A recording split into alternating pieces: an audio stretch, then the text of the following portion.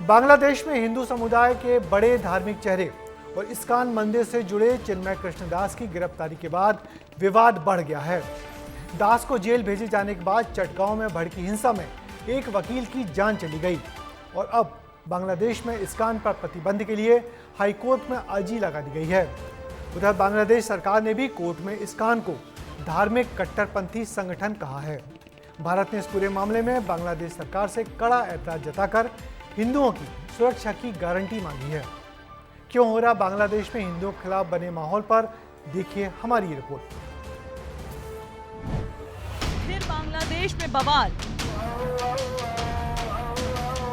हिंदुओं पर हो रहे अत्याचार। बांग्लादेश में खतरे में हिंदू।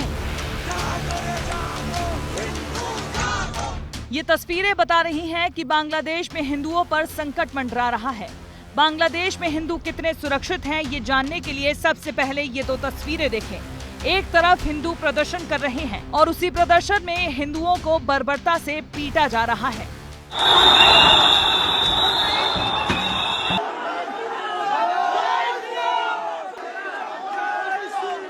इस बार भड़की हिंसा की वजह इस्कॉन के महंत चिन्मय कृष्णदास की गिरफ्तारी है। बांग्लादेश ने इस्कॉन के महंत पर राजद्रोह का आरोप लगाया है। कोर्ट ने जमानत से इनकार किया, जिसके बाद उनकी गिरफ्तारी हो गई। इस दौरान उन्होंने अपने समर्थकों को बड़ा संदेश भी दिया।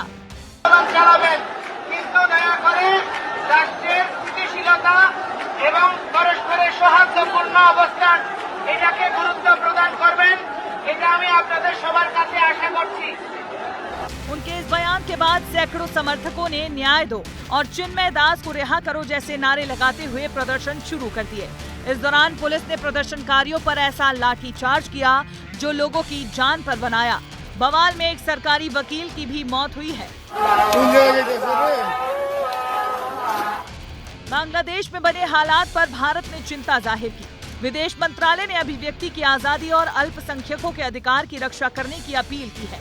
साथ ही इस्कॉन के महंत कृष्णदास की गिरफ्तारी और जमानत से इनकार पर चिंता जताई है।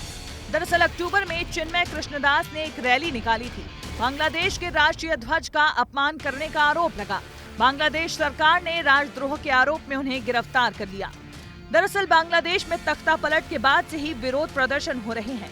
चिन्मय कृष्णदास भी विरोध प्रदर्शन से जुड़े और उन्होंने कुछ मांगे रखी। उन्होंने स्पेशल ट्रिब्यूनल बनाए जाने की मांग की, पीड़ितों को मुआवजा और पुनर्वास की मांग की, अल्पसंख्यकों के लिए एक मंत्रालय बनाया जाए, कब्जाए गए मंदिरों की संपत्ति वापस हो, पूजा स्थलों के लिए सुरक्षा कानून बने, दुर्गा पूजा के लिए 5 दिन का पब्लिक हॉलिडे हो। इन मांगों को लेकर चिन्मय कृष्णदास प्रदर्शन कर रहे थे, लेकिन इस बीच प्रदर्शन में भगवा ध्वज को बांग्लादेशी झंडे से ज्यादा ऊंचा फहराने का आरोप लगाया और उन्हें गिरफ्तार कर लिया गया। भारत में बांग्लादेश के इस फैसले से संत समाज भड़क उठा है।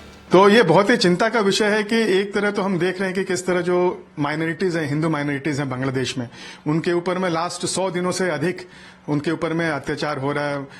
और ऐसी परिस्थिति में हमने देखा कि चिन्मय कृष्णदास एक पूरे माइनॉरिटीज मूवमेंट का वो फेस बन गए थे, क्योंकि वहाँ के लोगों के अधिकार के लिए वो खड़े हुए हैं। वो बंदूक लेके नहीं गए, किसी को मारा नहीं, कुछ नहीं। समुदाय जो भयग्रस्त है, पीड़ित है, उनको हिम्मत दे रहे हैं। ये तो हर धर्म गुरु का काम है, वो अपना काम कर रहे हैं। बांग्लादेश में हिंदुओं को खत्म करना चाह रही वहाँ की सरकार।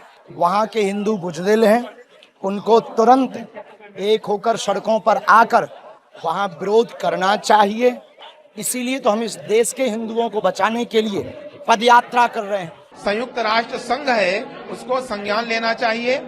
जैसा कि चुनाव से पहले डोनाल्ड ट्रंप ने विश्व का पहला एक आदमी जिसने आवाज उठाई थी, पूरे विश्व समुदाय को इस पर ध्यान देना चाहिए। बांग्लादेश में इस्कॉन मंदिर को धार्मिक कट्टरपंथी संगठन बताते हुए अब इस्कॉन पर बैन लगाने की भी मांग उठ रही है। ये हालात तब बन रहे हैं जब बांग्लादेश में मोहम्मद यूनुस की अंतरिम सरकार है। मोहम्मद यूनुस वो हैं जिन्हें शांति का नोबेल पुरस्कार मिल चुका है, लेकिन बांग्लादेश में फैली अशांति को मिटाने में खुद यूनुस भी विफल होते दिखाई दे रहे हैं। ब्यूरो रिपोर्ट, विस्तार न्यूज। दरअसल बांग्लादेश में हिंदू नागरिकों के खिलाफ माहौल लगातार खराब होता जा रहा है। दुर्गा पूजा के दौरान पंडालों में हमले हुए और अब हिंदुओं के शांतिपूर्ण प्रदर्शनों पर भी पाबंदी लगाई जा रही है। इससे साफ है कि तत्कालीन सरकार के प्रमुख मोहम्मद यूनुस से सरकार संभल नहीं रही। सरकार पर कट्टरपंथियों का कब्जा लगातार बढ़ता जा रहा है।